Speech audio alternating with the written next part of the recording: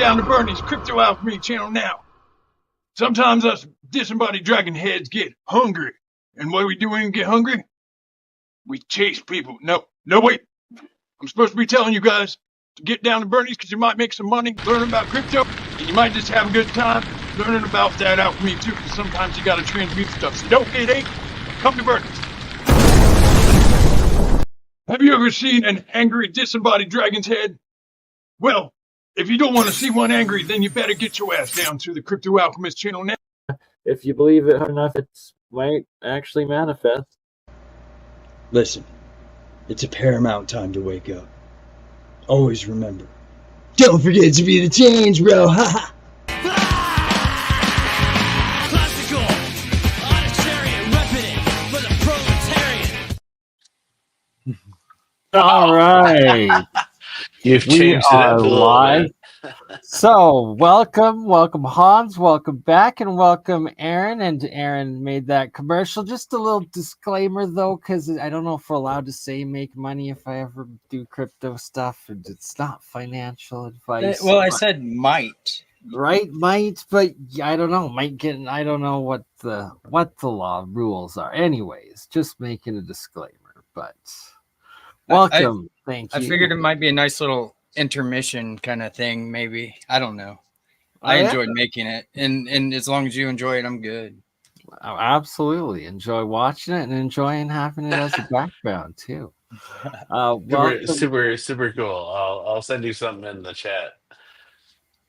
Very nice. And well, luckily there's no severed heads. There's been a lot of shaved heads today, as it's the day after America's reselection of the Trumpster fire, and we're all still here. We're all alive. And how's it going? Whew, amazing. How are you doing, Bernie?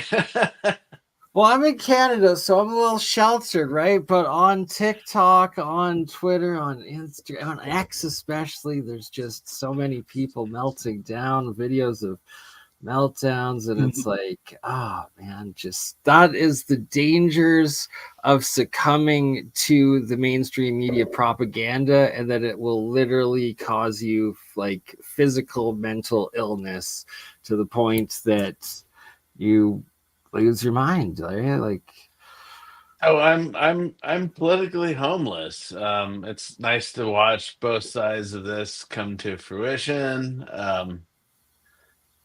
Interesting to see now we're at 47 with Trump again. This is interesting, but yeah. Right, history made. Only the second president to come back and win a second time after losing running. There's only been one other that had a skip year, Yeah, or a skip, 1982 or 1882, I believe. yeah. Something. I don't politics. Come on, man. You know me. I grew up in Nepal. I watched everything from kingdoms to panchayat to parliamentary to democratic to Maoist. All of it failed. So yeah, I'd just like to see America be offensive again. Have you guys saw the ShamWow guy's video? Like, he's been running a crazy offensive campaign. I need to watch it. Yes, I'd run for president with this guy. Like, I would totally be there. Offensive party. I think that's the problem. Taking all the offense out of the country, people forgot how to have fun and sit back and make jokes, and no one's like, thank you. This is the key. In the immortal words of Robin Williams, you got to be crazy. It's the only way to live. We all got to have some fun. We all got to be at some level having fun. Yeah. Anyway. I say, if you can't laugh about a joke, even one that's being like told about you, like, or something like roasted, then what have you really got? I mean, you're living too tight of a life if that's the case. Like, you gotta be able to joke about everything. Thank you. And Seriously. good humor. Thank you. I have to interject that Elon has kept humor alive, and I do have hope, despite the humor of him now apparently taking this Doge. So he's got the Department of Government Efficiency that he's supposed to be taking over in this Trumpster fire, and it's literally the meme. He's memeing the government of creating a department after his cryptocurrency named Dogecoin, and it's all about slashing government inefficiency. Like I that, thought that was interesting. The DOGE, right? yeah, that's Yeah. literally like the tag for his Dogecoin, and it's like he's memeing the world, but he's kept memes alive by buying out Twitter, turning it into X, taking a massive loss, like financially, but at the same time he has really freed like civilization to start having open discussions again. And despite like all of the threats of like all of like the like leftist extremists like to quit when he took it over, they're still all there, and it's like you can see that like people are battling, but like at least there's discussions and there's nonstop memes and meme wars and keeping Bingo. Yeah.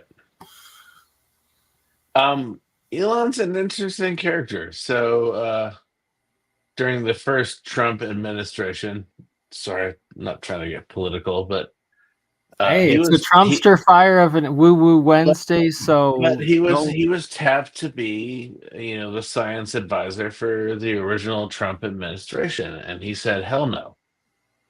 So it's interesting that now he's come back around and is like, But- okay, I'm so full on. we briefly discussed this. He brought it up pre-show, but pre-show you said he went in and he was actually there for 3 months or something. No, Yeah, exactly, correct. Right, Yeah, that time frame though, that when Trump originally went in, he also had Steve Bannon with him. He also had General Flynn with him. All of these outsiders, so they all were like interesting, but they're all naval intelligence. And but that they were pushed out so quickly, all in that time frame. So was it that Elon actually like went into and like left, or was pushed out maybe, or told to leave? Oh, that's a good question. Seriously, interesting. Yeah. Okay. Very. But I do remember that he was like, okay, I'm being tapped to be this science advisor for Trump, but I'm done.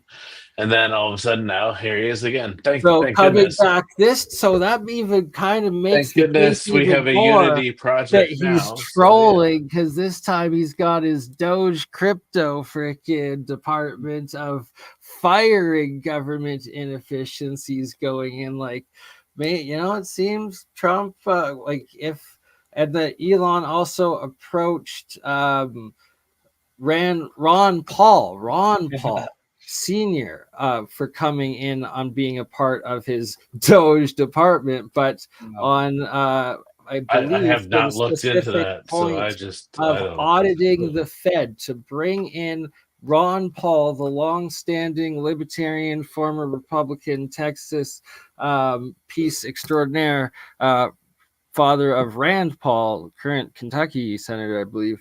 But coming in, he's been saying audit the Fed since like the 80s. And if like that actually happens with who else? There's the Hawaiian Marine Tulsi Gabbard, former Democrat, going on. And if RFK Jr. actually gets like literally in Trump's speech last night saying like his calling on RFK to take over the health in his speech, and just said, "We're doing drill, baby, drill. Just stay away from the oil, and we're all good." But it's like, it seems like they've actually got this like broad coalition though of like what was or are these outside of the establishment, but establishment people, and hopefully like they're actually given the departments and room to like move and work with them, and you actually get change. But I am dreaming we're still high on the smoke burning from the Trumpster fire fumes, Bingo. all Yeah. of those burnt ballots and whatever else. Who knows? You're in Well, Portland. yeah, they burned like 3 boxes here, even in Vancouver, outside of where my mom lives, like right up the street. They burnt like hundreds of ballots. It's like, what do you get? What? Right? Like that's wild. And that's down the street from your mom's. That's do you want to tell your story of the grocery store earlier today, or we leaving that for off-air discussion of watching meltdowns? Just It's a bit crazy, yeah.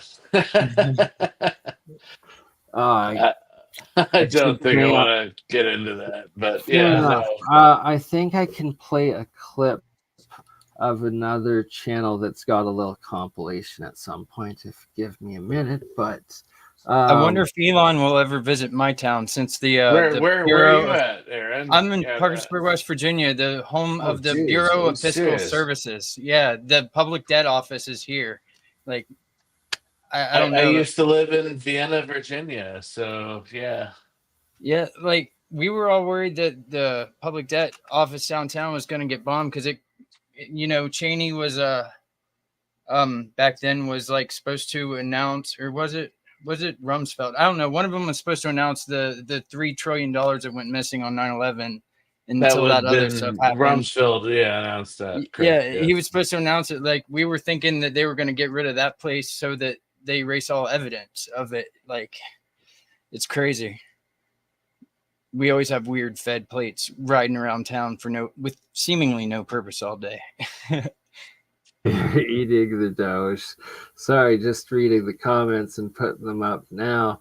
And shout out Kim B wrote voting Ron Paul back in the day, right? I would have if I had the chance, and it's wild that like if they're actually bringing him back from retirement and putting him in, and if they do, I promise I will somehow assemble a compilation of Ron Paul. How old is Ron Paul? Like, is he close to the same He's age in as Biden? he's almost 70 now. Yeah, he's Okay, getting so he's up only there. Yeah. not 80s yet. Senior, not junior. Sorry.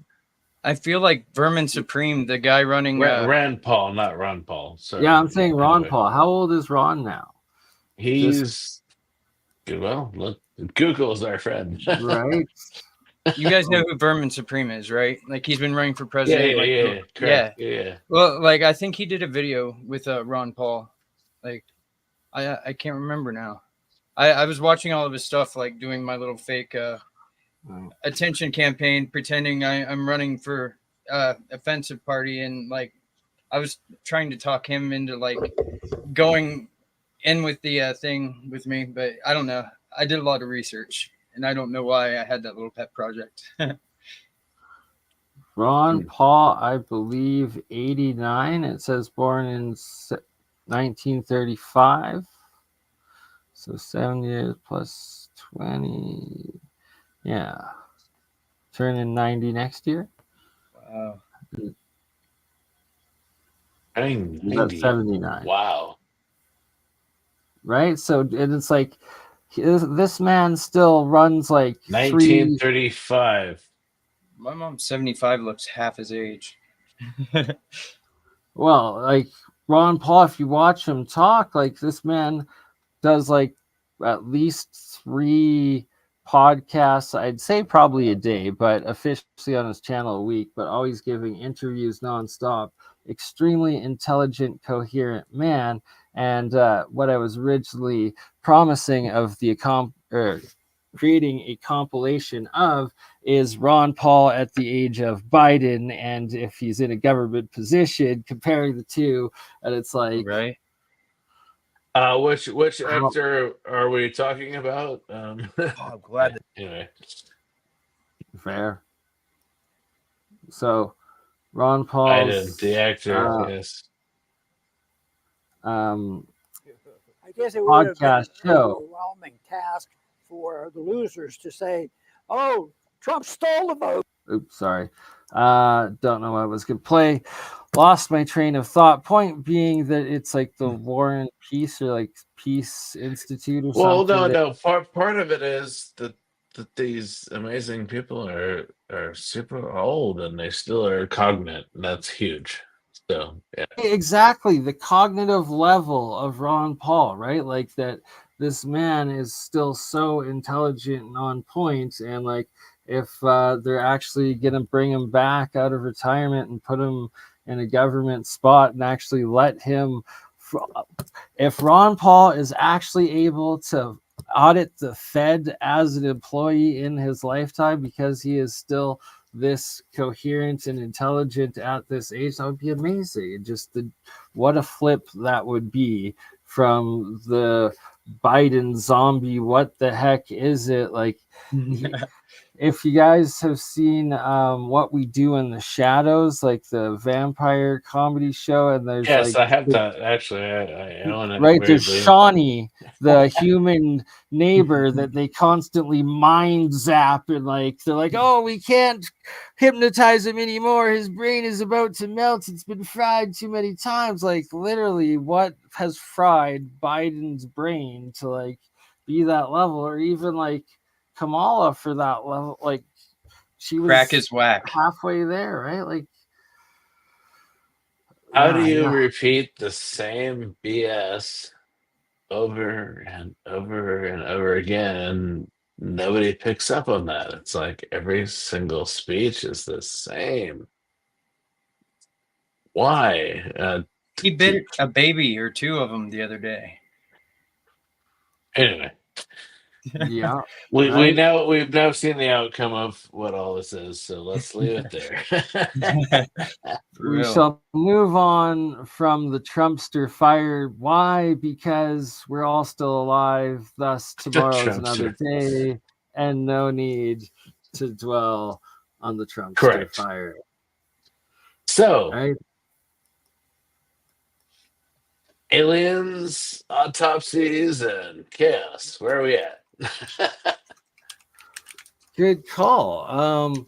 So Mike with alien carvings with all of the Mexican ooh parts, he's in the legal battle with reattaining those two Peruvian potential alien mummies that are literally in the media center of attention of are they fake or are they real? Either way, they actually These are the really ones that belong are to Mike. coated in white, Yeah, and glue, it was whatever. Yeah, so it right. was his smuggler that dressed them up as dolls to smuggle them out. That was the whole point of it, right? Like, and it's like he's Don't got ever videos of admit to that. documenting What it are that you he talking, published man? like before they got like confiscated and everything. So it's like now that they were like, so they were debunked, but then now it's like it's being challenged by another lab or something and legal group in Peru, I believe. But officially, the government ruling was that they were fake. So, like, the guy that sold them to him, the charges of like selling illegal antiquities got dropped because it's they're fakes, and that now legally the remains should be shipped to Mike because he's the legal purchaser of them, and that Bingo. he Yep. should be able to then get them and then Well, do the prop, if they're right? fakes and nobody cares about them, hey, ship them. Yep. Exactly. So that Yep. is where Yep. we are at, Interesting. and we're gonna get a update with Mike maybe next week or the week after, but in the coming weeks, as he's got it, I have been told. So yeah, that could be an alien mummy or humanoided autopsy.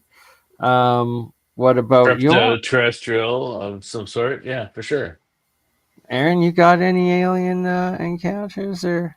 I just keep seeing this same like LED looking like maybe plasma something or other in the sky, but lately, nothing lately. Just memories of giant lights going through my yard and just weird stuff. Orbs, plasma, or potential drone LED. So I live in Portland, and we're Oh, near. drone. I've got Mount Tabor, which is a cinder cone, and then we've got obviously Mount Hood. Man, there's a lot of activity going on around Mount Portland. Hood is well known for that. Yeah, it's interesting, and so they moved all the F-35s from Klamath Falls to Portland again. So I think that's interesting that all of a sudden we have all these 35s hanging out at the airport. They take off. They're all vertical takeoff and landing aircraft. So We've had quite an uptick of weird booms going on at night and green fireballs that just are shooting across the sky. And the National Meteorological Society keeps saying that they're where not are you at, meteors. Aaron? Sorry. Parkersburg, West Virginia, right on the Ohio Oh River. yeah, okay. Wow. Green fireballs. All right, interesting. Yeah. I've got 2 of them on video that just happened to cross my CCTV cameras, and sent them into the National Meteorological Society, and they said there was no meteors, and so that leaves it with like, what is it then? You got green orbs where you're at. That's It's fascinating. something. I thought it was a meteor, but that was a couple years ago. Lately, it's just been weird lights just shooting across the sky that definitely aren't satellites or drones, because they're like way too high up and have to be pretty big considering. I've seen some of those. I know about that anomaly.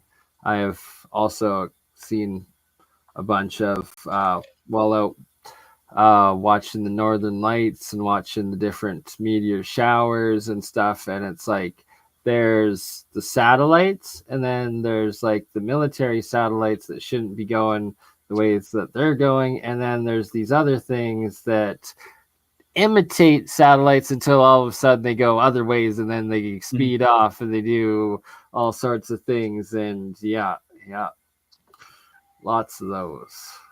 I've learned why I haven't caught any like UFO footage on my security cameras by accident lately. I switched to all night vision, like color night vision cameras that aren't using the infrared. They're just using the Starlight chip or whatever. And it finally dawned on me that that's why, because no infrared cameras or night vision, whatever. I don't know why it took me like 2 years to realize that, like, because all the crazy stuff that I was filming just stopped as soon as I switched, and I figured it'd show it better until I really thought about it. Right? Like, very well, you just have to have the right setting, and once you do, it's easy to catch. But if you don't, you'll never get it because it's in the wrong frames, and it's not capturing the light that is being put out by these objects. Right. I realized if I take my phone, leave it all the way zoomed out, and just give a cursory glance at the night sky, I can usually see the things that don't belong because of the night vision mode that the camera automatically puts on. That's how I usually find what to pay attention to. I just figured that out the other night. For sure. At And least you have the ability to have Skywatch for sure. Yeah. Mr. Light Pollution, Portland, Oregon. Nothing, tra-la-la. But we do get some buzzy activity here. It's interesting. Even when I lived in Hawaii, we got some interesting activity over the skies. So Right? And it's all about recording it. I'm still convinced that there's a species of some kind of plasma being. Sorry, what? I'm still. Beings. I think there's some sort of plasma beings that kind of float around like sea creatures occasionally. I think that's kind of mixed in there somewhere. I have a thought that we live in a fluidic space. We're told that the vacuum of space is a vacuum, and there's nothing there. And I'm interested in the fluidity of it, because if you look at a lot of what science is looking at, there is some aspect of fluidity to space. So, is space fluid? I don't see why it wouldn't be to a degree. I mean, like if there's, I don't know. I feel like plasma has some kind of intelligence to it. Like maybe Yeah, not all the correct. time, because I mean you can kind of force it to do things with magnetism stuff like that. But I feel like there's a different basis of species out there, and that we've just kind of ignored it or just not considered it one. But I don't know. Whenever you observe some of these orbs and stuff, they seem to move around like sea creatures, in my opinion. Correct. So yeah, and then when we now look at, oh, there's all this dark matter, and when you plot dark matter, it almost has a fluidity to it. So this is why I'm like very curious about fluid space. Star Trek, kind of embraced this with the Voyager episode. I can't remember what it was, but they're talking about fluidic space, and so hold on, what is fluidic space? I haven't seen Voyager since I was like, I don't know, 10. But see, all these. I'm into movies and expressions through movies and through TV shows, and man, they're telling us everything they want us to know. It's right there, so right there. Do you feel like some of that activity's kind of ticked off lately, like since like COVID, maybe like they stopped throwing so much out there? Oh, they're still throwing it out there. Oh yeah, it's Yeah, for I sure. just feel But like there's less of it. it's not. It's less of it. Correct. Yes. Yeah, I think there's a bit less of it. Uh, because the internet is now vibrant, and so anybody can be an armchair tourist. Right. When I grew up, that didn't exist. So I'm looking at people now. It's like, holy shit, you have the ability to research anything you want right here with your keyboard. That's amazing to me. Yeah. My only skill for the longest time was being Google for other people. Being I felt Google for important. other people. Yeah, That's no a one great else way had of a putting cell it. phone. They're like, hey, and then ask me anything. They honestly thought, like, locally, people thought I knew all sorts of things, like the people, like trailer park people that had no idea Google existed. Like those people were around for me until long into adulthood somehow. Wow. Yeah. So in 1998, I went to Palm Springs for Intel Developer Forum. All right. So the main exhibit at that show was Silicon Graphics. That was huge. So all these high-end computer programs that did a lot of the 3D animation stuff for movies back in the day. And the other one was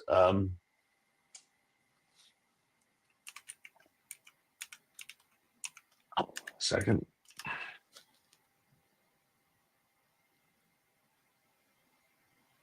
So the other one was the why am I spacing on this? Massive computer system. Like a Gibson. No, before that, yeah. Wow, I'm not sure the word you're reaching for. Oh, all good. I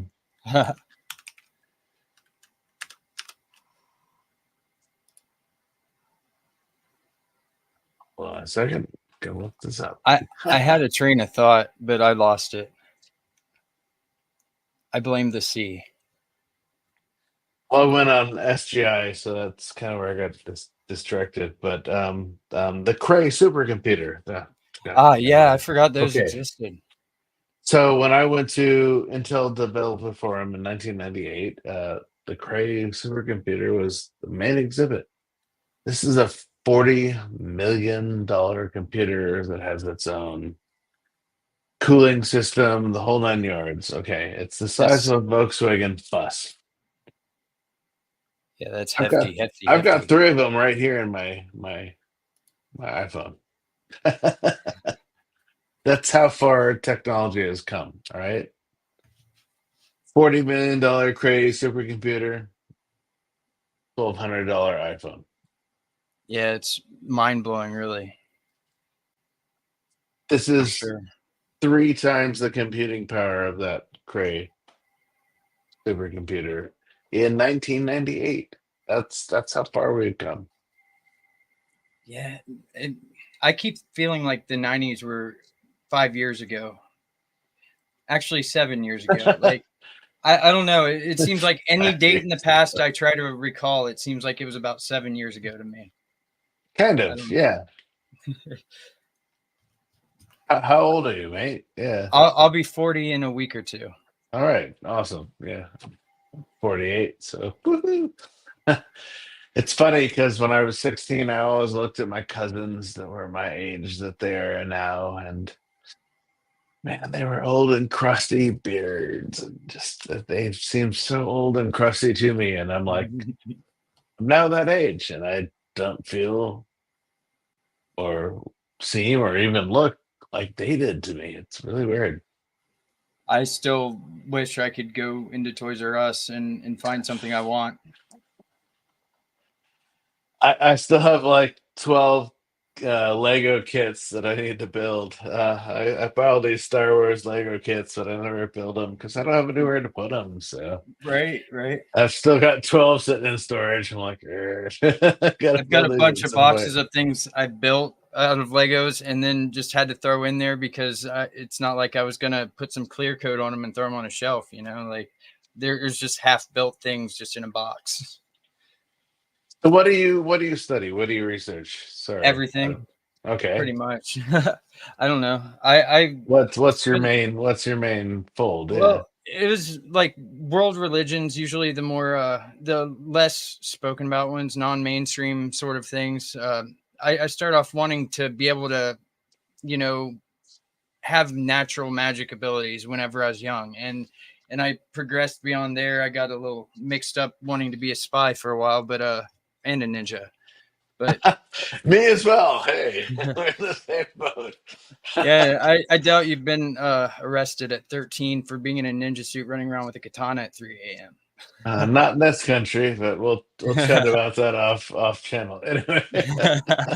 but no, like I it's mainly spanned out to be religion that I was interested in, but the primary focus was on being able to prove and develop like abilities beyond what our five senses can see or sense, and what science currently explains, and kind of branched out into healing and seeing what I could learn to make the body age slower or something to that extent. What's your thought about telomeres or yeah? I mean, I was taking C60 and in like perfect health for a while. I have a decent immune system. I've never had a cold, things like that. I can't get coronaviruses, which is weird. Like I anyway, uh, I I have hear you there. I also have some interesting. I don't get sick very often, so yeah. So interesting. yeah. Yeah. I honestly am starting to think that a lot of ailments is just mind over matter, and it has. I feel like our Well, mood kind of viruses are breaks down our frequencies. physical. They're not a living organism. So everybody's like, "Oh, you've got a virus. You're dealing with an organism." It's like, no, a virus is a frequency. Period. Done deal. Yeah, at one point in time, Change the frequency. I was afraid to get dirty whenever I was little for a while, and then Well, I started now being I forced have into to it. interject that this is speculation, not actual health advice, so we don't get canceled Thank or you. strike. But my apologies. I am back. Had to just make sure that the girlfriend made it home safe and stay on the phone with her while she was walking from the train line Talking from and work. walking. But Talking. right, It is exactly. She's working. good. We're good. And we are back, and we've got Solomon Pentacles up. I used to have a tetragrammaton. Right, and is the ooh, see, you just gave me a wild thought. And is the tetragrammaton the key to deciphering Solomon Pentacles here, aka the Solomon God, seals I and wish keys I of hadn't just Solomon? moved all my office, And but from having the difference, whoa, that's how the hypercube thingy works. Wow, that's crazy. crazy downloader idea there that just went through in my I mind. wish I had my book. It's sitting in my storage unit now, but it's the Grimoires of Heaven and Hell, and so it's Solomon's sigils, and we're looking at Solomon's pentacles. All of Solomon's sigils. I'll give Julia credit here. We were both researching this, and she's like, "This looks a lot like circuit Go East. boards." Oh yeah. No, Right. Oh yeah, circuit- I've been saying that for years circuit now. That boards. these are Well, freaking so circuit boards. Freeman And how- Fly talked about this. So did Michelle? Michael Tessarian. Like there were a bunch of people that were talking about this a long time ago, and but we both came to the conclusion that, oh my God, there's something there. Yeah, And we're it's surrounded by all these sigils daily. they're They're in our phones. hyper-dimensional They're in our circuit boards. battery Like, packs. They're in our, yeah, our it's eye wild. watches and all these amazing technologies that's around us. And it's like, oh my God, what are we dealing with? Solomon So sigils. see this Yeah. right here? This is what I was talking about with is the tetragrammaton the key to deciphering them, and that this is showing the spaces that are actually within the tetragrammaton, and then being able to apply that into the full three-dimensional scale of these Two tetrahedrons counter-rotating, creating an octahedron in the center that creates a Merkaba energy. It's either ensnaring demonic energies or it's protecting angelic energies. right, but like It's all intent. you say that, but it's like it's literally there's the book or the list of the angels, archangels that you summon with the seal. I've got to send you a copy of this, Bernie. You'd be blown away. Yeah, so it's called the Grimoire of Heaven and Hell, and it's like 300 pages of all of Solomon's sigils, but his major sigil was the tetragrammatron or the hexagram. And so it was brass and iron. And when you counter rotate these two elements, you create the Merkaba energy in the middle. Yeah. I had a neat little copper medallion that was inlaid in some other kind of cheaper metal. That's what mine was made out of. I use it for a lot of different things, but I kind of miss it. I wish I didn't give it away. Well, sorry, what were you using it for originally? Oh, I had the tetragrammaton, like it was a pendant. Okay. And it was made out of copper, and it was nice. You're gonna build another one out of copper. I gotta extend this. So this is, I guess, 1/2 of a tetragrammaton that is copper and aluminum that I have built. That right, I gotta make another one coming out of it. I've destroyed it a bit because I was getting the specs of what I had built. If you could do, I don't know, you have access to 3D printing. If you could 3D print a tetrahedron, so it's a 3-sided, well, there's 4 sides, but it's three-sided pyramid.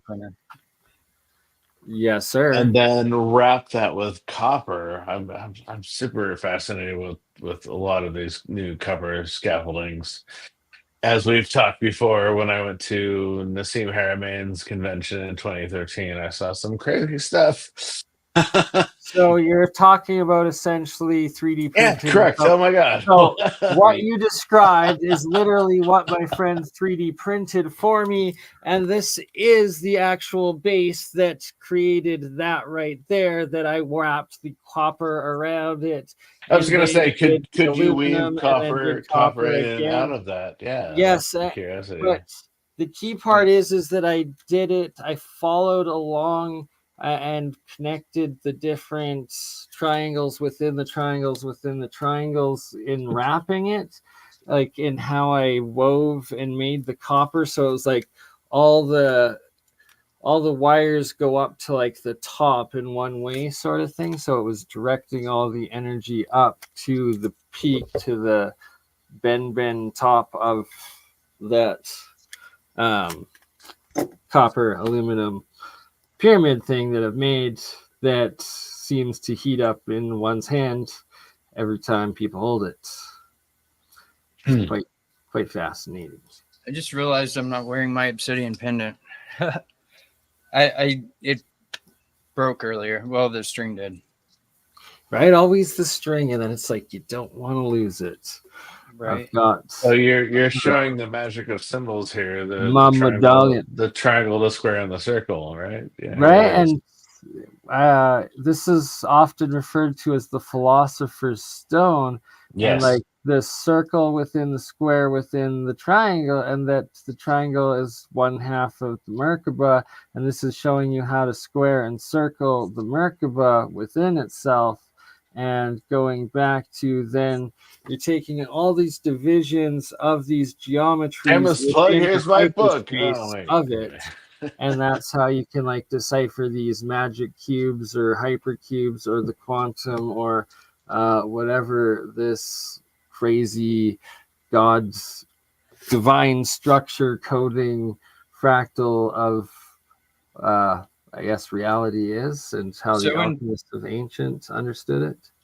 All I could think of when people, like, I hear a lot of people saying hypercube, and I hadn't heard it until recently, and I assumed it was some kind of a like real life construction based on something that the cube movies, the horror movies, had going on, like great the rooms movies, moving around. I don't know. No.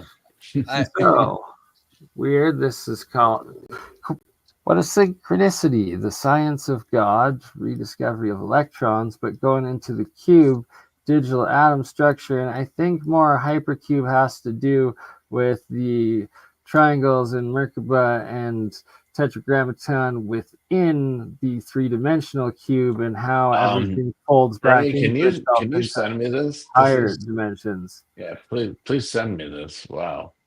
Absolutely. And what you just said with, you're seeing the energy bubbling. If you go back up, not down, but up, you're seeing the energy bubbling. Yeah, within. Interesting. That's reflecting really back into itself. It starts as a seed, it grows. Yep. That's interesting. Fractals.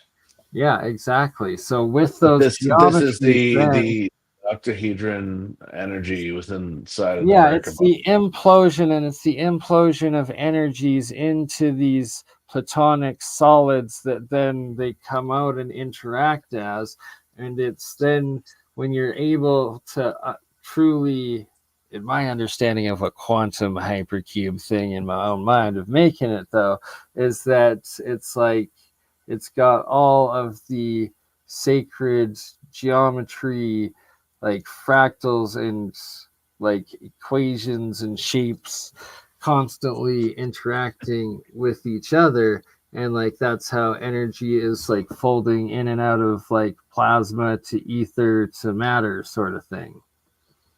Has there been any updates on Malcolm Bendel? I have been slacking. I've supposed to and will be emailing Bob Greenier with getting Malcolm's email, as I've been speaking to Malcolm in Bob's live stream chats, and he's agreed to come on and stoked to do an interview. So we will be getting that hopefully done by the end of this year, if not at the very beginning of next year. But it is in the works. I've been very busy. Is it? Sorry. It's my understanding that everything that he talks about, like with the implosion science and all that stuff, can't that like scale to like how planets are created and things like that? Oh, absolutely. All that's what all of this is about. Is it's the micro to macro and these fractal geometry scales of formation and energy that work within the universe, as well as the planets, the stars, the galaxies, and the particles, right? Like It's where science and I guess magic, maybe religion overlap. metaphysics, well, Yeah, consciousness and life, right? Because that's a part that is like officially written out of academic and mainstream thinking and science, when in fact it is reality that, hello, there is life energy, there's a life electricity, there is consciousness, and these things all also exist within the spiritual dimension and within the overall construct of this universe, like galactic, whatever we are, existence is, and that physics does have a corresponding scalable metric and fractal system that is completely compatible and applicable to all of this, and that it's been highly classified because apparently, they've been able to beam like frequency mind control potential things down on us since like the 60s or 70s, from what some of the stories and disclosure I've heard from former military people I've talked to. But that you can essentially I guess hack the human brain or consciousness if this technology is developed, and like voice of God technology. exactly, and potentially even more sinister and powerful. But then the next step over, though, is like we're still in the conscious dark age, where half the people and pretty much every human struggles with being completely honest with themselves each day, yet alone honest with absolutely every single other consciousness around them existing forever at all times. That it's like the next level up of this technology or living is that everybody's mind is able to be in everybody else's mind, and like then it's like a hive conscious technology or existence or I something hadn't like even that. thought about it on that level before. Wow. You brought up voice of God, and that's interesting because when I was in New York, excuse me, in 2005, I mean, you'd walk by, major stores downtown Manhattan, and they're like, "Hello, John Anderson." It's like what you see in Minority Report. It was Wow. very bizarre, and that was 2005. So where are we at now with this kind of technology? 20 years later, exactly. And I got to give a shout out to Eric Hecker, as he's one that has brought this up and researched it a lot. And Sorry, who?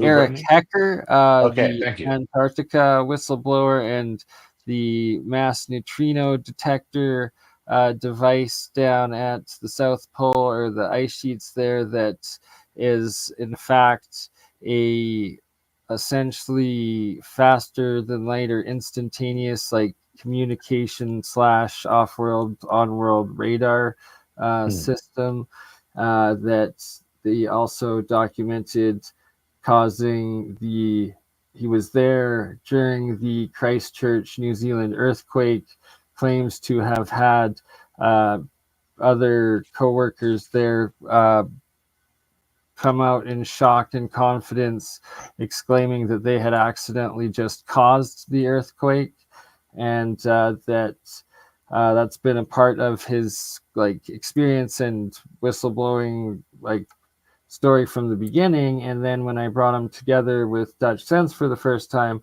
it's like anyone that's been following Dutch Sense for the last 15 years, I myself have been in that time, and remember that he, at the time of the New Zealand Christchurch earthquake, he was like so like just stuck on it in the moment of why did it happen, because like the energy was so strong and out of nowhere, like it didn't fit his prediction model whatsoever, and then like traced it and saw it coming from Antarctica, and then like went into like the military or weather satellites, and then got like images of like these crazy scalar waves or things going emanating out of the same Antarctic research base that Eric Hecker was working at, and claimed that had happened at. And yeah, it's pretty wild that their stories both, like, they literally confirm each other's work and testimony and documentation of this wild stuff, but I've been unable to bring them back together, sadly, since then, and like even get Dutch back on, because the government or some agents or like sector or of some group have been suppressing and attacking him and shutting him down, literally cutting his live streams off as soon as he starts, cutting his internet every single time. That's why he's like barely on anymore, except for when he's able to do the pre-recorded ones, or it's like he'll have to literally play Christmas or Halloween music for 2 hours straight, where it's just that before he then is able to like come on and start talking and like give his actual update for like 10 or 20 minutes before they cut his feed again. It's wild. But That's super unfortunate. I'd actually like to talk to him privately. I've been kind of logging evidence for my own purposes about a few hacker groups that have been running around the internet punishing people for wrong think, wrong speak, stuff like that, and they seem to be government related. I'm just curious. I would love to catch up with him, either private or do another interview when he is comfortable, ready, able, and safe to do so. Because, like, I'm pretty sure he had documented, like, in the first couple months after that had happened, that like he was literally dealing with like, and he showed like the security footage of these people, then like looked into them, showed that they were like all like former army and former law officer peoples, like out by his like private acreage way out in the country thing, like, and they were doing threats and stuff for a bit. So it's crazy. I pray for him, the Duchess, and his family and his safety, and that he's able to just put out the truth. And it's like the government targets him and hates him so much just because of the fact of how consistent his forecasting of where earthquakes are going to strike and the warnings are every single week,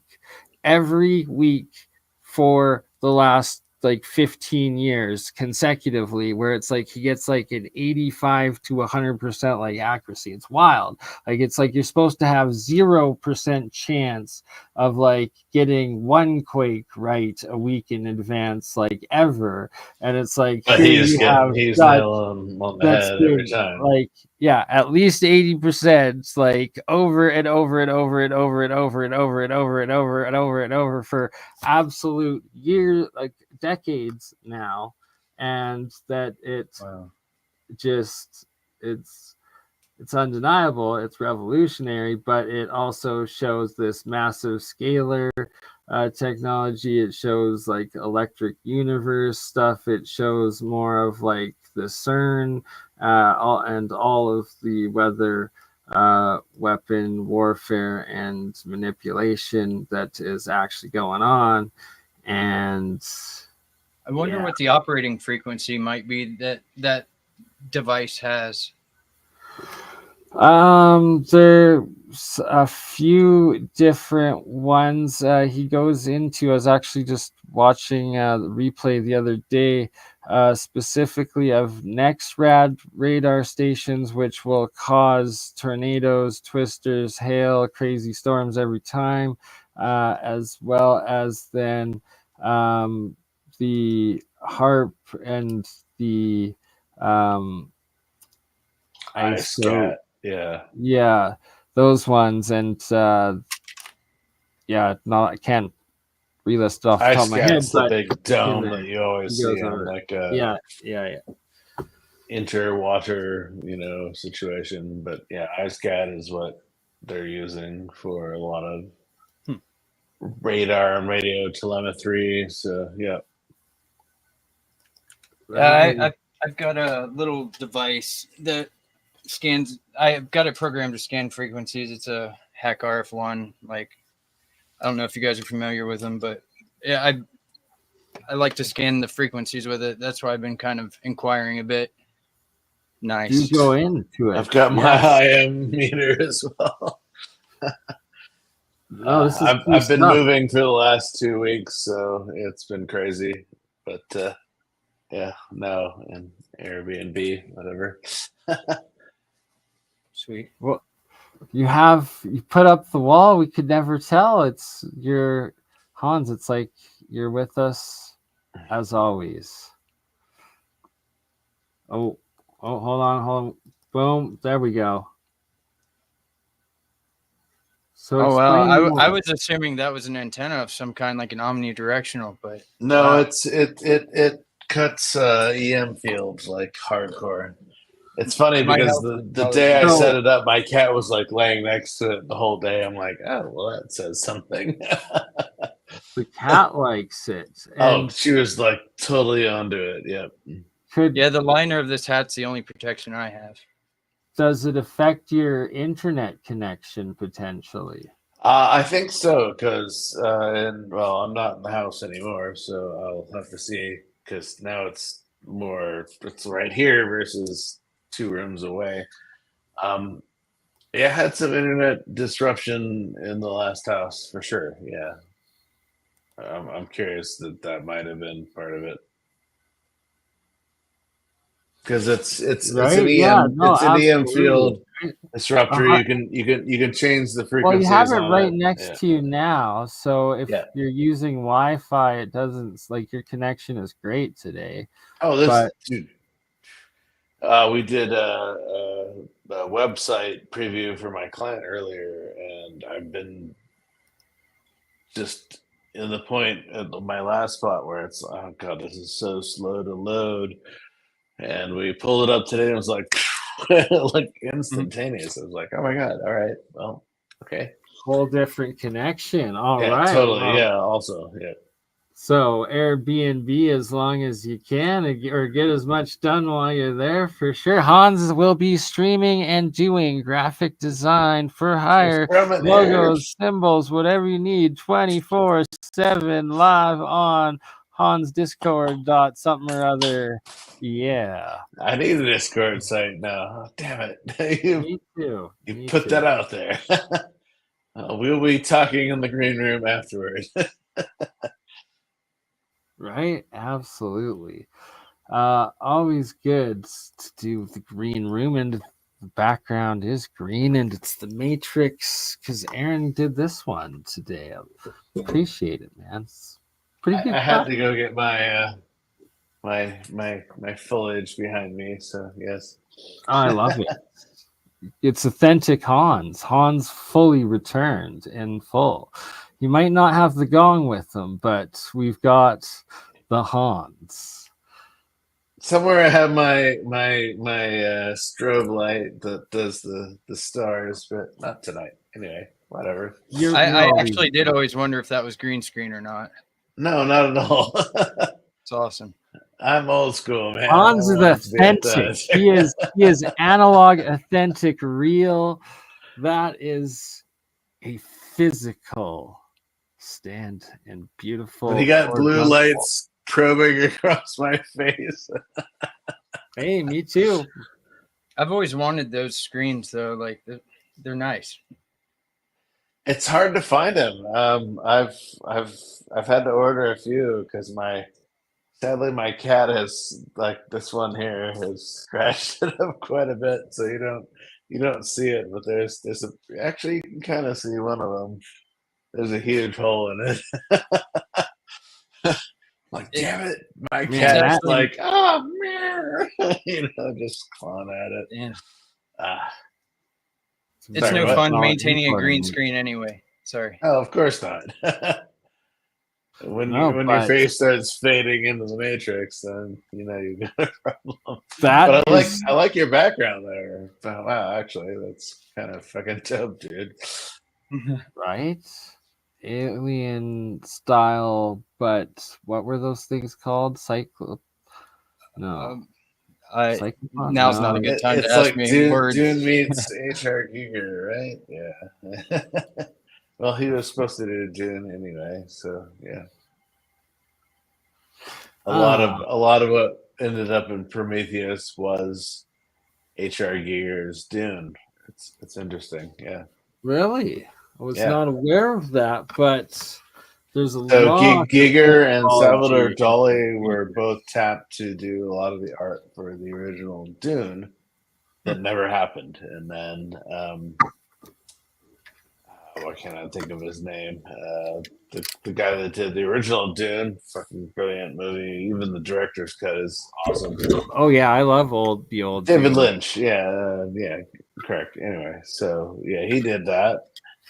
Everybody hated on it. It's like, why? It was such a brilliant movie, but it wasn't up to par. And so when Villeneuve came out with Dune 1 and 2, brilliant. Oh my god, beyond, yeah. I'm super stoked with what has gone on with Dune. Huh, here we Right? go. The remakes? Absolutely. So the thing about the Isis Temple and the Grand Canyon is we need to start looking at water damage. Right? And how it doesn't fit with the official geology narrative whatsoever. No, not at all. Yeah, but the water damage is interesting, and this is the same that you find at the Right? Great And Pyramid that and the pyramids of Giza. There's water damage 2/3 of the way up all of these structures, and so when Robert and I Schoch love talks that. about the enclosure, it's like, well, the enclosure is interesting, but what about the pyramids? Right. Right. Well, and that it would have been this giant freshwater inland sea dam. Like the Hoover Dam is in the wrong place and it's way smaller. It's covering up the actual entrance port base city that was outside and below this giant like lake of the Grand Canyon pyramid complexes, and that the water would have been coming up probably right like to here, and that's why you had the giant entrance up here, and Yep. it makes so much more sense. Didn't the And Nile come right up to the paws of the Sphinx at one point in time too? Or, yes, Well, not I the have a Nile. I thought mean, that during the Younger Dryas, when the comet erupted over, Montana and Alaska and spread its way all the way into Persia, big chunks of it ended up in the Mediterranean. They would have pushed the water up and over the berm of northern Africa, which was a jungle at that point. And because all this was salt seawater, it would have basically killed all of the right, life. exactly. Yeah. We've been discussing this now for a couple But years, and that's what that permanently turned the whole desert. flood berm would have affected Giza if it Yeah, was built and prior, so what you're describing, and you though, would see Hans, water I'm sorry, I have damage to pause you for 1 sec. 2/3 up the pyramids, and you do see it anyway. Sorry, go on. Right, so that's where the water came in, and it was the seawater, and that's what literally killed all of the jungles that were there, and all of Bingo. like the old maps that show the rivers and like green and everything. But what David Stig Hansen, and shout out to Stigs. I don't know Stiggs, but Yes, hey, you shout do. out I've Stiggs. you do. I've introduced you. He's the Oh, lovely you're right. Sorry gentleman about that. that You are right. has Correct. traveled to the Eye of the Sahara a couple times. That's okay. Atlantis in That's Africa, Stiggs. Yeah, and correct. that We had that whole cast. Yeah, That's right. yeah, and in that one specifically, Sorry, he shows. Stiggs. All good, right? It's been a Names while. are horrible We're sometimes. doing refreshing, and that Stiggs shows these giant canals and what would also have been this inland sea in the area of That's right. the middle I remember of that. the Sahara. So, like that, there would have been a similar freshwater sea situation to what this was. The Germans then- called it the Ur Nile, and so it was a huge swath of water that was to the west of Giza, where now the Nile is to the east of Giza, and it drained into the desert, and Gaddafi found this massive underwater aquifer. Yeah. I don't even want to get into the politics of that, but holy shit. Amazing situation. Sadly, France and the United States destroyed it. Bombed his fellow supposed first African. Bombed it and launched depleted uranium into it, so it can never be used again. It's really just it's sad, it's disgusting. Is that the same aquifer that the Libyan guy? Yeah, that's exactly what he was talking about. Gaddafi. Okay. Yeah, that's the word I was looking for. Sorry, I'm about to bust into tears because there's just so many horrible genocides that the deep state controlling free the West water for Sudan, Egypt, Libya, and Mali, and all the states that actually sit on top of that, and the French and the United States bombed it with depleted uranium and destroyed it. Shame. Anyway. And shame, and hopefully the Trumpster fire burns the neocon policies down, and they just focus on America and creating gerbs. So, and peace, hopefully. But back to ISIS Temple. Meanwhile, on Sesame Street. Now for something completely different. So this giant cave entrance photographed here, these pictures have to be I believe 60s, early mid 50s, whenever there was this famous airplane crash in the Grand Canyon that the War Department or FBI, whatever the heck it was that had the authority back then, went in and closed down the Grand Canyon, trying to get survivors supposedly for weeks or a month on end or something like that, only to after re-emerging of it reopening. So here it is again pictured, the giant cave entrance of ISIS Temple before the pictures, or before the airplane accident. And ever since the airplane accident is the first plane crash to crash into a mountain and build a brick wall covering a giant cave entrance to the main ISIS temple. So you can either believe that airplanes bring down twin towers, or you can believe that they try to tell you to believe that it built this brick or mud rock wall covering. Bernie, I had no idea any of this. Wow, interesting. Yeah, this is actual facts that they had this airplane. What you showed earlier with that perfect like half circle. Yeah, here's one scenario. There is, really interesting. Yeah. Bring back. I had no idea any of this. I've heard of the caves and tunnels in the Grand Canyon, but they're not there. The ones that most people talk about, they built it's like a retreat above it and some sort of. So this is the exact same area that your drones will be shot down, or now they don't even power on in this area Yeah, because this it's a curve do not just fly doesn't zone. make sense. You're not. Yeah. You will get arrested if you are caught trespassing in this area, and like only like 100 or 1,000 people or something are allowed to go on guided hikes through it a year, and yeah, this was facing.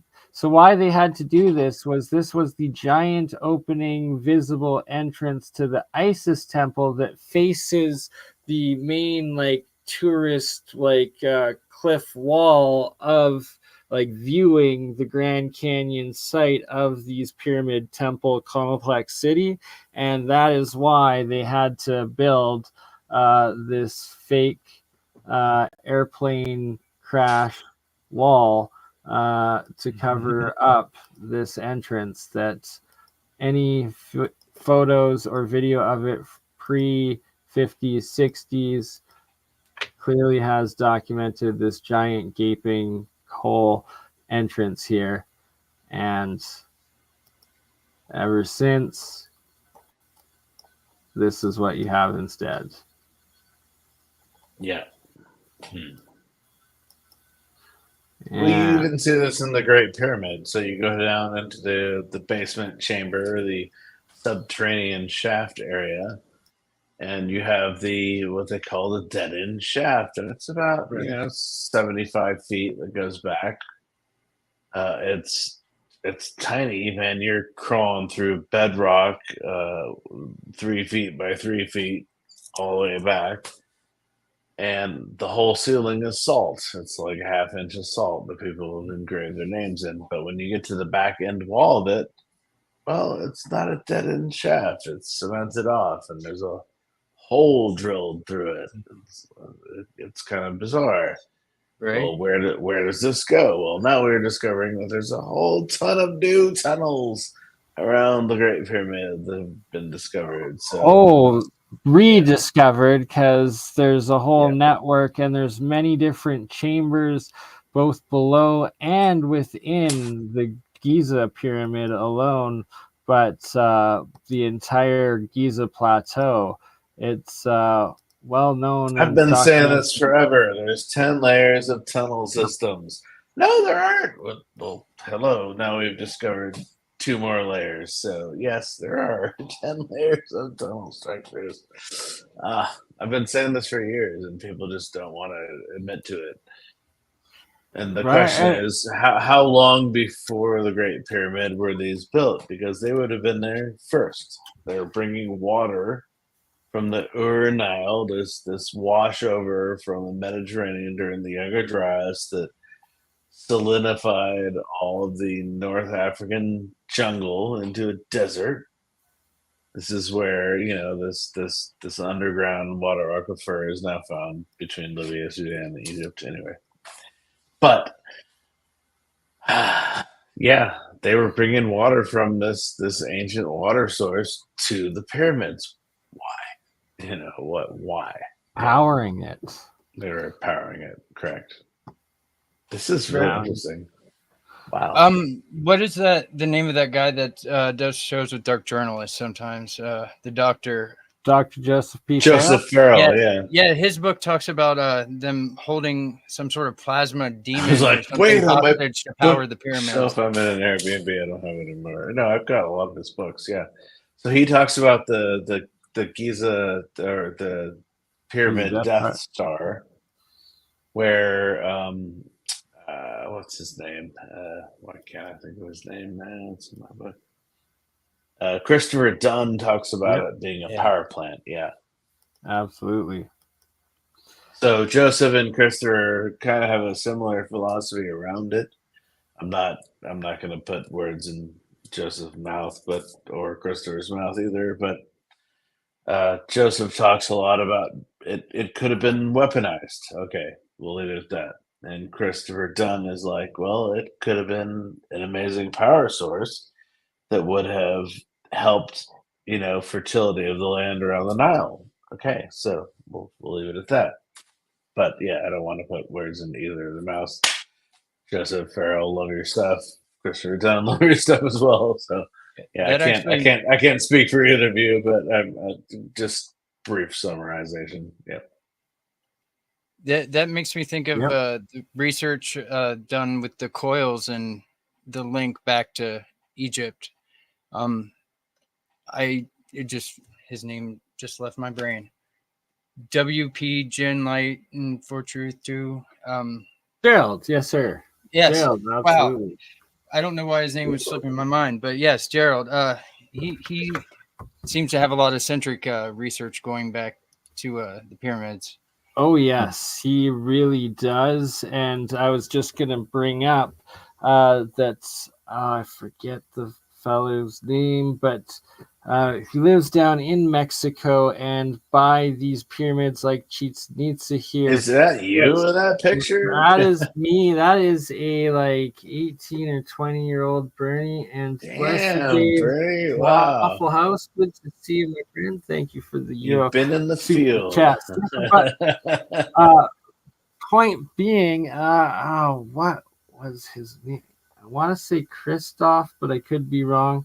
I most likely am. But he came on and he both was covering electroculture as well as the fact that the pyramid energy, the pyramids down in Mexico, in some of the areas that he lived kind of close to there, where the pyramids were still buried, and the farmers that had the land like that were literally adjacent next to the pyramids were getting these like bumper crops. They're like 3-4 times the size of like your average crop, and like these crazy historic pictures of like vegetables half the size of like pickup trucks and stuff, and like that it was this like ancient farming using the pyramids to stimulate the growth through the electro agriculture. And that's another point, is that mainstream science has been forced to come out just in the past week and published. They didn't call it electroculture, they had to call it electro agriculture, but that when they put electricity in, it like gave it 2 to 3 times the size of crop yield, and like has basically verified everything that the agriculture or electroculture community and experiments have been proving and confirming for the last several years now. So yeah, there's been that. And then there's this.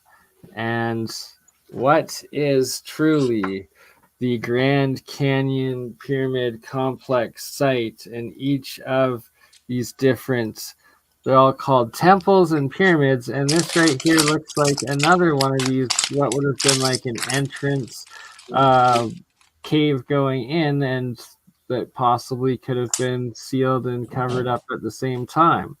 That just makes me think. It was the. Have either of you been to the Grand Canyon? I have yet to be, but I plan to go back. Like I've been to Vegas many times when I used to like get these standby flights for like free with WestJet airline at one point. Oh, I missed those days. But anywho, I was too ignorant to know that there was this amazing Grand Canyon underground pyramid city complex site. I've never seen it, so yeah. Right, and like every time I see people's photos, I'm like, what is going on here? Yeah. Like it all looks like pretty megalithic, essentially block worky, and that with the what we're saying, the thesis that it's an inland lake or dam, that the water level would be like here or here, and then you just have what look like these pyramidal mountain structures that also look like the giant Starfort mountains elsewhere, but what actually are they? I just had an idea. Like I actually changed with the Department of State my nationality or whatever to full Native American, basically, and wonder if that would allow me to get into Yeah, these potentially places. if you have your status card with and like I guess contact the local tribes to get in and like is Forgot this about that. pareidolia here or am I actually like seeing potential like faces, statues carved onto these things maybe? I don't know. But they're all called temples and pyramids and that we got to remember in the jungles of Mexico, the Americas, Central America, South America, and the U.S. all the mounds that underneath you have all of these, and the deeper they Mercury. dig, the more they are. There's an interesting element as well because these are all below the plateau, and so it's like Lalibela in Ethiopia where everything is carved underneath. Yes, Good point. very good point. I don't think anybody's ever talked about that. It's like all this stuff exists below. Yeah, it's all carved out, right? Like, and Yeah. supposedly water somehow created these constant triangle pyramids and Water. squares and 90-degree angles, right? Like, and then you get to this. And this is a topographical map of the area with the Colorado River going through. And then each of the peaks, the very Wait, top, what? Really? Holy oh, shit. 100%. I've shown this many times. You haven't seen this before? Yeah, this No, is not at mind all. I've blowing. never seen this, dude. Tower of Ra is and Horus Temple, Osiris Temple, Tower of Set. So Tower of Set's the Beetlejuice. The Cheops pyramid is Mantaka. Rigel is Summer Butte. Bellatrix is Isis Temple. So yeah, that Isis Temple there, the one that they built the wall to cover the entrance that faces like the main lookout here, it aligns with Bellatrix in the Orion star constellation above. And every single one of these named temples and pyramids lines up with one of the stars that are in the night sky above you in the full, not just the Orion's belt, but the entire Orion's constellation plus the other main stars in the night sky around Orion. Yeah, that's All definitely line up I'm sorry. perfectly to every single group. I've never seen you present this. Obviously, I'll have a million hours to watch everything, but that's amazing. Holy shit! Yeah, so that's like it's like how many coincidences can you have before this is definitely artificially constructed? There's no doubts about it. And how did an airplane crash create this? right. Like it makes no sense. And Because so here you can see it had kind all of this cement that expanded in multi-rapid fashion, and come on. right, exactly, in that steel airplane. And yeah, right, like so every angle of these different temple pyramids that are named after all the different gods and goddesses and heroes of the different cultures of the past, including like you got Ottoman amphitheater, and it's like actually like a what looks like a giant ancient Roman amphitheater carved out of a mountain. You've got the Apollo, Temple of Apollo, Temple of Jupiter. You even have Solomon's Temple, all in this giant area construction. And here again, Do we know why all these are named after these? Exactly. Why do you have Buddha Cloister? Why do we have Cheops Pyramid? Why do we have Tower of Set? Why do we have Horus Temple and Isis Temple? And that they each, once again, you have another overlay of the Orion constellation and a second topographical map of this area, and completely on point to all of the stars, to all of the peaks of these temples named pyramids named. So they're naming all these. Has anybody done an overlay with where actually these temples are in Egypt? to see if there's actually a correlation with Grand Canyon of to layout. Yeah, just curious. I've asked that question myself before, and I have yet to find one. So we got to do it, and I'm sure that will, destroy the narrative some more. Because I think you're onto something with that idea, Hans. Chuck over Here's at Rama CF Temple. Apps. Oh, sorry. Chuck over at CF Apps, 1980, it's not, whatever his channel was. Yeah, He got CF Apps. offed, I believe, because he was on like some tangent, and it was beautiful. He had it overlaid with the Dog Star Sirius, the 3-star cluster there, and the Great Pyramid and the Pyramid Complex. He had it all matching up pretty much perfectly with Sirius. Like, it was kind of crazy. Sirius is the brightest star in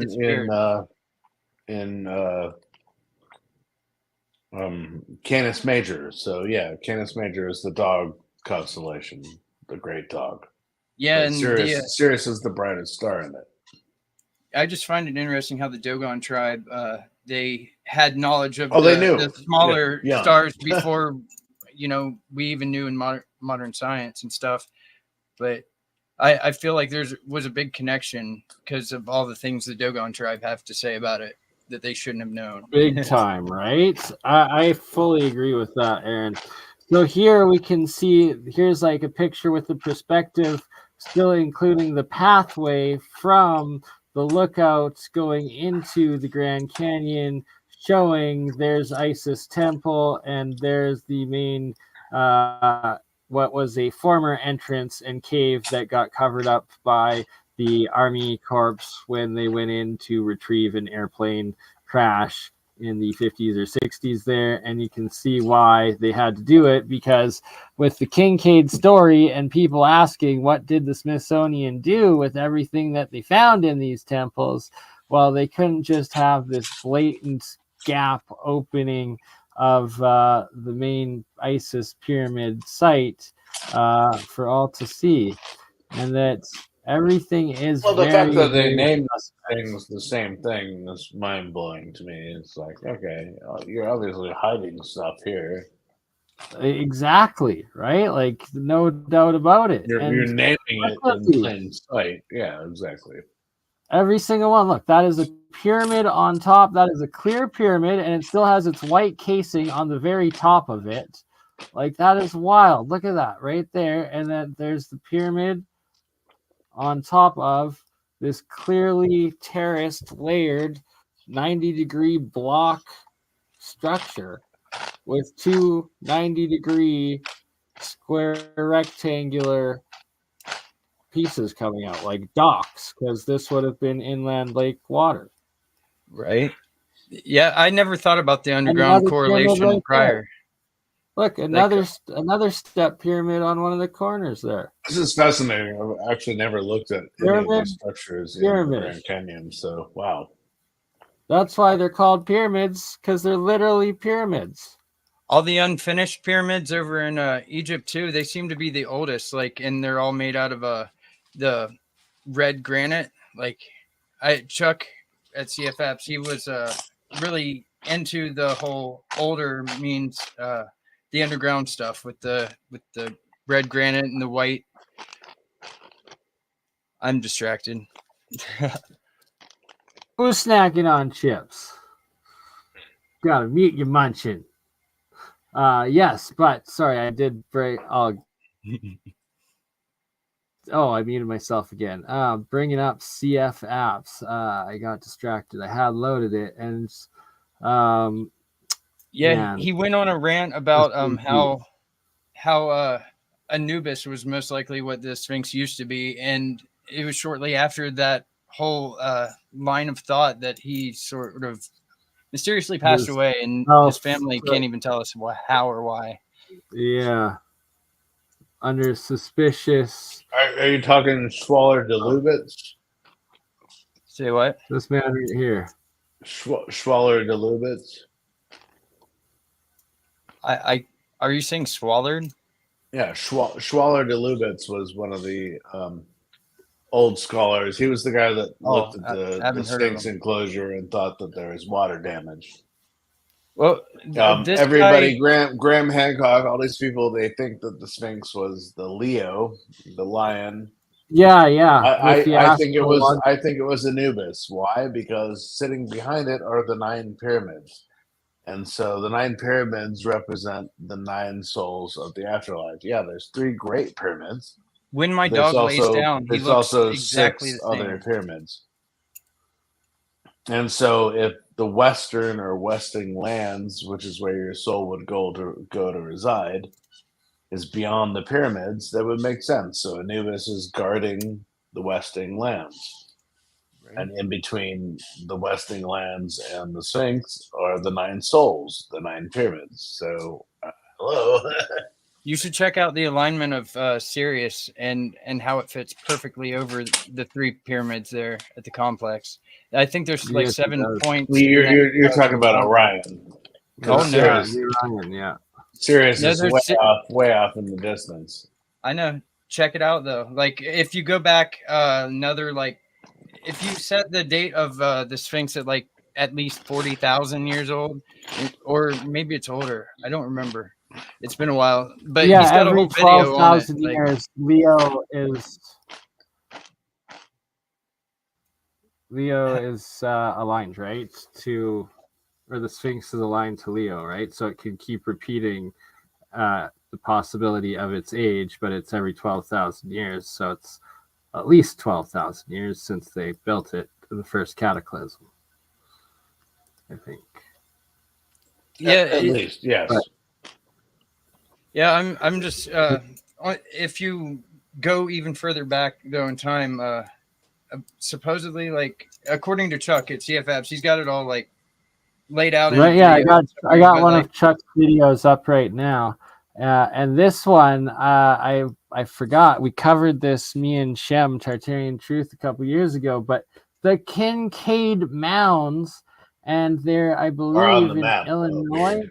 Yeah, Illinois Metropolitan Polis, ancient pyramid city in Illinois, also named after Kincaid. So how did this Kincaid never exist yet have right? this crazy giant mound city metropolis site in Illinois that's been covered up, as well as the finds in the Grand Canyon complex? But here we go.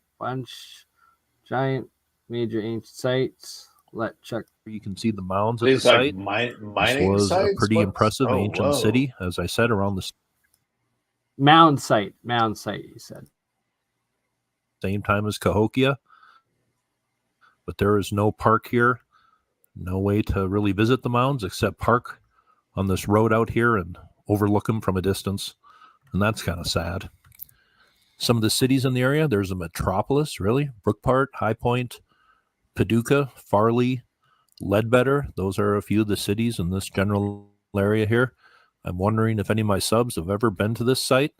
It appears to be fairly lonely and quiet. This is about 140 miles east of Cahokia. And obviously, when the Google Earth imagery was taken, there was a lot of flooding going down in this area. And maybe some of you who live in the area can tell me if this is an annual event, all this flooding out here. These mounds were excavated about 1934. And even on this mound today on Google Earth, you can even tell where the excavations took place. You can see how that mound right there was carved into, right there.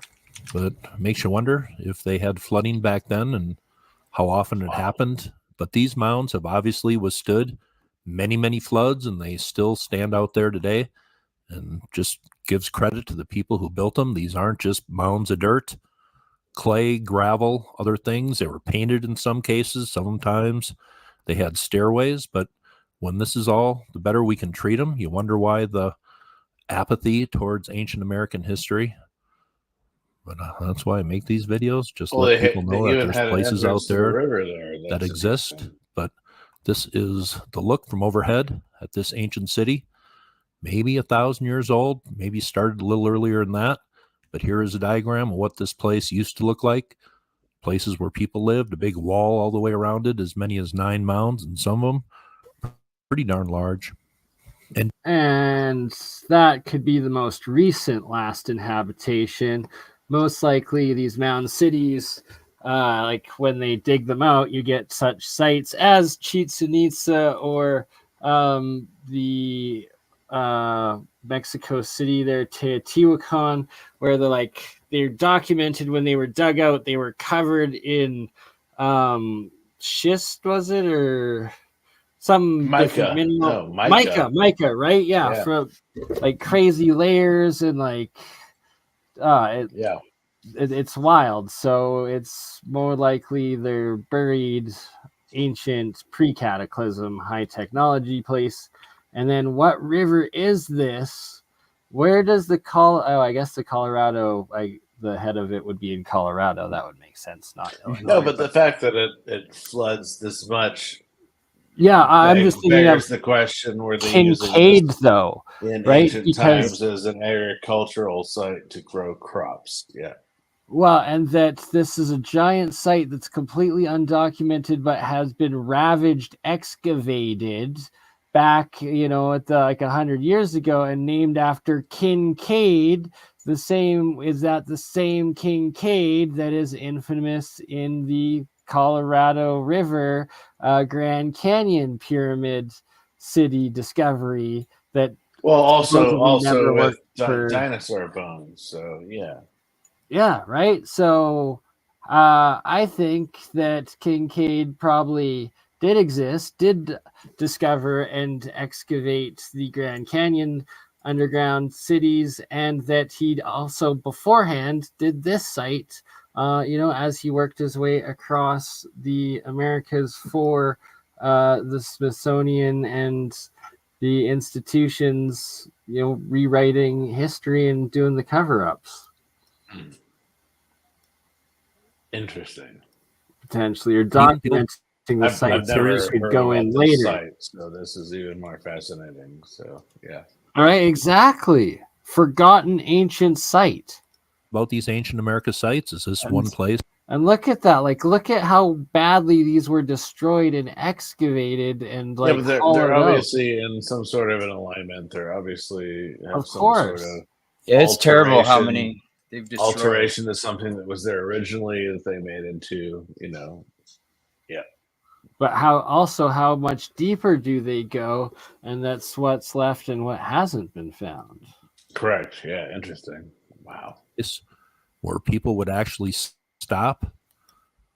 That's another reason why I make these videos, just so people have an idea of what they look like, and maybe they would stop at these. But would people tour these if this was an open park? But we can certainly let our mind wander what this place used to look like and what the people were doing who occupied this site. Here is another artist rendition of what this place might have looked like. Now, I was looking for any news stories on the Kincaid Mounds, and I found this one from Heritage Daily. This came out a little earlier this year. The Kincaid Mounds, the mound metropolis of Illinois, says the Kincaid Mounds is an ancient tribal center of the Mississippian culture that built a large settlement comprising of raised mounds in the present-day state of Illinois near the banks of the Ohio River. The Mississippian culture was a Native American civilization that emerged around 800 AD in the Midwestern, Eastern, and Southeastern regions of America. Civilization was composed of a series of urban settlements linked together by loose trading networks, with the most notable site being the city of Cahokia. So this place seemed to be linked to Cahokia through trade and other things. How far is this from Says the Cahokia? area around the Kincaid's Mounds was first occupied during the Archaic period between 8,000 to 2000 BC. Sorry, say again, Hans? I said, how far is this from Cahokia? It's like 100 miles or less. Oh, he said, I think 100 or 100. Yeah, around 100. I don't even know where Cahokia was. It's like southern Illinois. Yeah. Interesting. I'm more I've familiar never with even Serpent heard of Mound. this. Thank you, Bernie. This is wow. I've never even heard of this place. Yeah, interesting. There's a ton of places which like makes Mount Tum Tum even more interesting to me here in Washington. Yeah. Right? Like, that's a definite pyramid mountain, that there's literally hundreds, if not thousands, of these sites that have been destroyed or covered up or, just sitting there undocumented to this day in America itself. Yeah. Interesting. Yeah, America's a treasure Inhabited by trove. culture. It really is. It really is. Sorry, I'm going to let the last 3 minutes of this play out. And RIP Chuck. And thank you for bringing up CF Apps. Chuck there, Aaron, great legend. And it was a tragedy. He passed way too soon.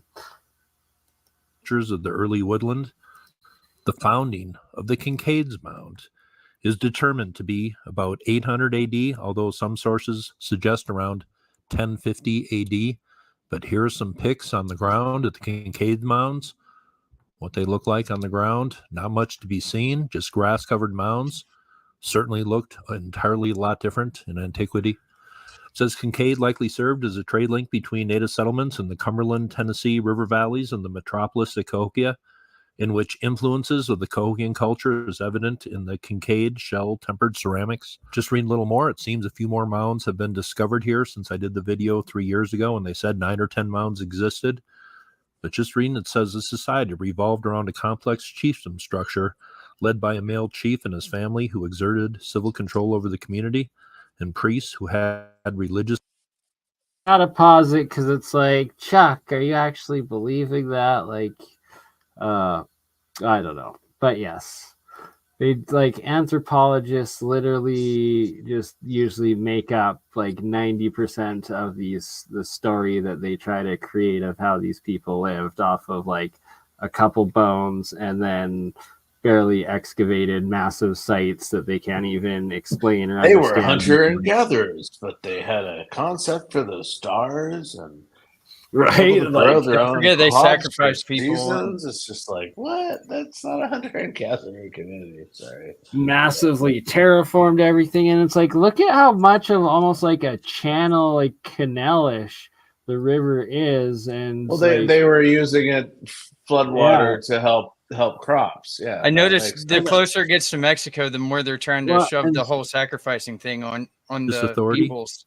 So sorry, I didn't mean to hit play there, but these trenches, are those other channels too potentially? Was it massive terraformed agriculture, and they haven't even begun to scratch the surface of it and cover it up? I don't know, because it's pretty. Looking at positioning, they're definitely using the even flow of the river, throughout these structures to collect silt. Yeah, it looks like it.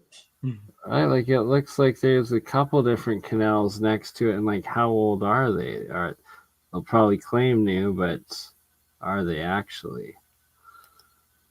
Palisade may have served as a defensive purpose, but has also been suggested that it functioned to mark the boundary of the ceremonial site and the seat of the chiefdom's authority. But that is the way it looks from overhead today. Maybe remnants of that wall right there. This is the way artists think it looked a long time ago. Now, I'll leave the feelings below, but here is the visiting area at the mound site today, where you can go and overlook these from a distance. There is another look at the mounds, but just finishing this one article, it says the Mississippian culture occupation at the site appears to have ended by 1400 to 1450, possibly due to the exhaustion of local resources such as timber and game, a period which archaeologists call the vacant quarter. There's other possibilities, I guess. Maybe disease being introduced into the area is one other possibility, but by about 500 years ago, these people seem to be gone. Now, here is one story, and I read a few like this. Prehistoric mound, disturbed, possibly looted. But if you don't have a park, you don't have security here, obviously we're going to have some problems like this. Can't we treat our ancient American history just a little bit better? That's all I'm asking. That is a quickie on the Kincaid Mounds here in southern Illinois, center of ancient chiefdom. This seemed to be a very important place about 1,000 years ago in ancient America. Probably these people were trading with Cahokia and also places to the east. Ancient America was one big trade network based on the riverways. You have stuff in Florida from the Great Lakes region. You have stuff at mound sites in Indiana and Illinois from Wyoming. I mean, it's really remarkable how the goods were traded all over ancient America 1,000 years ago, 2,000 years ago. It's a pretty amazing story, and I'm still looking into it. Thought I would talk about that one today. I don't think I made a video All right, sorry, paused can it you there. post a link to this somewhere? Yeah, this is fascinating. 100%. Yeah, and like Chuck was such a legend and just did such absolute amazing work. So many different epic, awesome videos on his channel, CF Apps 7865. I love the attention he gave to the unfinished pyramids and all the detail there. It's Yes, I don't believe for a absolutely. second they were pyramids or intended to be. No, No, that's why I was tombs, curious. you If the mean water, tombs, right? well, if the water's washing through there, they were using it for different elements of straying the water. But yeah, And I forgot what I was going to say about Chuck and his work there. is this his site here? Yeah, this is a site, CF Apps. Scroll. Oh, Yeah, okay. thank you. I remember. Sorry, what I was going to bring the connection. Scroll back to the top. Scroll to the top. Sorry, my apologies. There you go.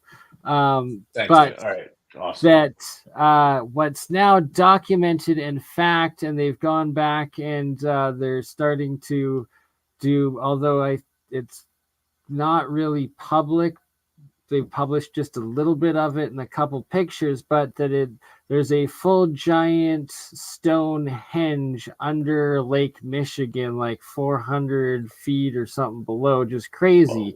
Wasn't there a obelisk that also was sticking up above the water that people would go out to and have picnics next Yes. to? And, yeah. There's several different of these anomalies throughout the Great Lakes, and now that they keep finding more and more sunken megalithic sites, which just goes to prove that it's not just hundreds or thousands, but it's tens of thousands of years that they've been building, living, and existing civilization in North America and the Americas, not just the old world.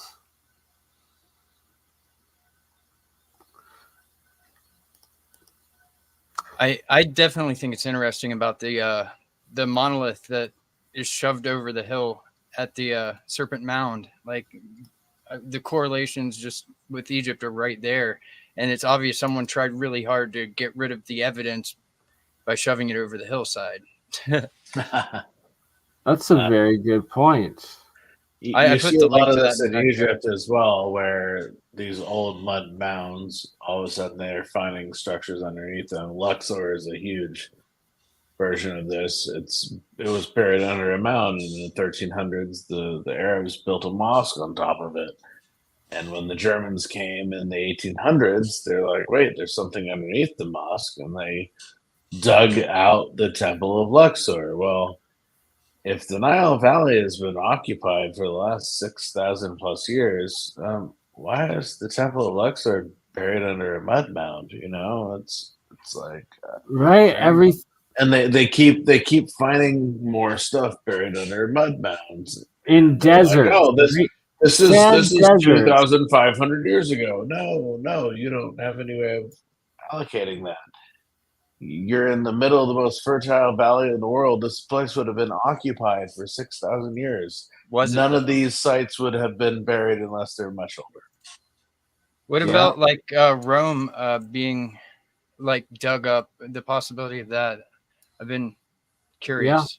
Yeah. Oh, even Rome. A lot of these ancient sites are a lot beyond old.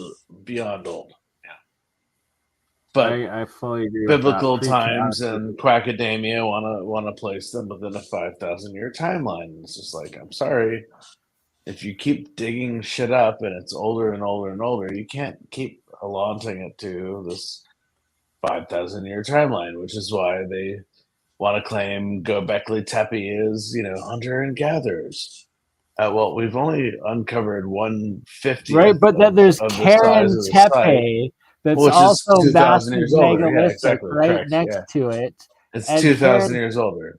No, Karen Tepe's 40,000. Karen Tepe is officially like 38 or 40,000 years old. Oh, I thought it was 14. I thought it was only 2,000. 40, right? Yeah, so Matthew LaCroix is a good authority on that.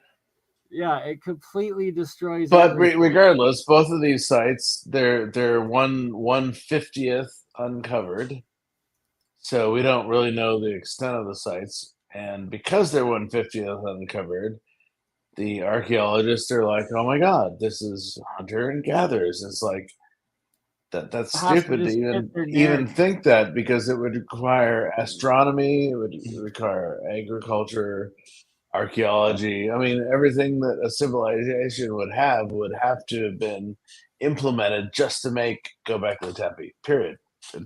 There's no way around that. Right. But Yeah. we're told still, 100%. oh, hunters and gatherers banded together to create the first religious site. Yeah, bullshit. Sorry. Anyway, It's like them saying the pardon my random French, Bernie. guys but in the desert made the That's place in true. Jordan. correct. Yeah, exactly. But we see Petra in Jordan. We're like, Yeah. Petra is beautiful, but we don't see the two sites Back of freeze. Persephone in Iran, which are even more amazing than Petra. Like I just beyond, think it's crazy beyond. how a lot of the places And of we'll Mecca never see them point towards because Yeah. who and I, you and I, we can't go to Iran. It's like sucks. it sucks, but my friends from Australia have been there and have photographed like Persephone, and it's Petra on steroids. And hopefully they don't. It's even more amazing than Petra. Petra's amazing, but this is even more amazing. So I didn't even really know about it. It wasn't on my Bomb radar. look her up and look up blow it all Persephone up or in nuke it. Iran. It's like Petra. It's an extension of Petra, basically. Sweet. Yeah. It's, in the near future, like so we can. Sorry, what? Yeah, you're cutting out.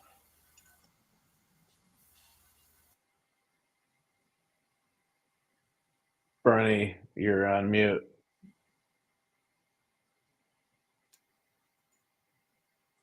You're on. Can you hear me? Am I Yeah, there we muted? go. Yay. Now you're unmuted. Am I good? I'm unmuted. You can hear? Yeah, Yeah, you're a bit Am I a delayed robot? though. Nope, now you're on mute again. Yep. Wait. Nope. Yep. Nope. Am I muted? No. No. I'm good.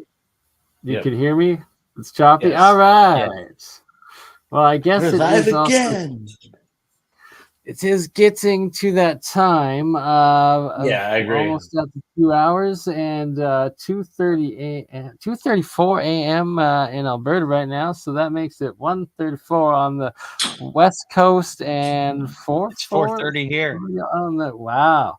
Yeah. So we will let everyone go and get their rest. And I've been moving all week, so I'm in crazy zone. But thank you, Bernie, for the opportunity to come back on. Love you, brother.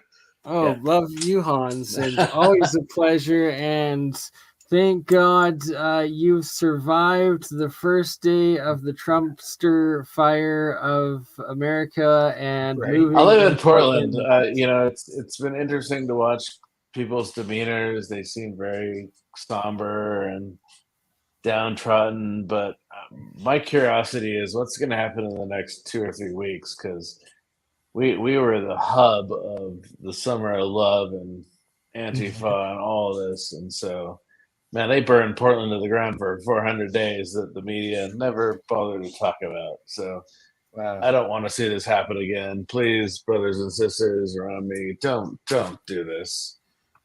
And we live in an amazing city. Don't fucking burn it to the ground. Anyway, I feel like a lot's well progressed said. since then.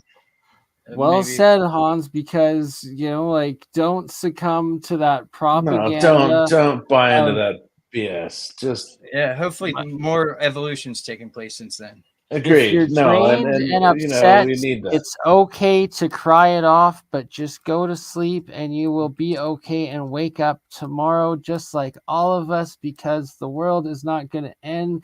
And as long as Trump doesn't succumb to the Zionist influence and fuel a war that is the war trap, I should say, of Netanyahu, of the Zionist Israel trying to get America to fight Iran. As long as that doesn't succumb, we will all be fine, and hopefully he negotiates like he did with North Korea instead of, under Sleepy Joe. Oh, when Netscape and Yahoo got together, they became Net and Yahoo. Netscape and Yahoo. That was like a joke 20 years ago. Sorry, but that was when he first came to power. So it's the same joke. Netanyahu literally is such a war criminal. Oh God, they all are. Come on, they all are. Like that he's still in power. Like before the October 7th, like Hamas invasion attack a year ago happened. Like, so I can't spread Hamas 6th, on my bread anymore. I've got to call it something else now. Anyway, but like it's just like 9/11. It was like October 6, 2023. Netanyahu was literally facing like 6 different like imminent charges of corruption, like going to so jail. He went full-blown war, so that they can't charge him when he's in the middle of a war. Yeah, exactly.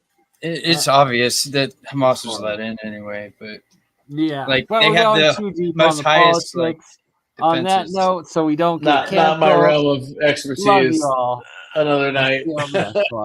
Thank you, Bernie. Cheers. Night, guys.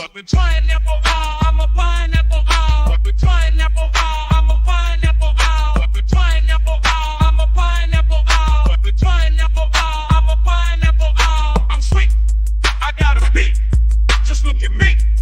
What do you see? Pineapple, I'm a pineapple, you crazy mother. Yeah. It's just Bernie. Hey, Bernie, just like last week, huh?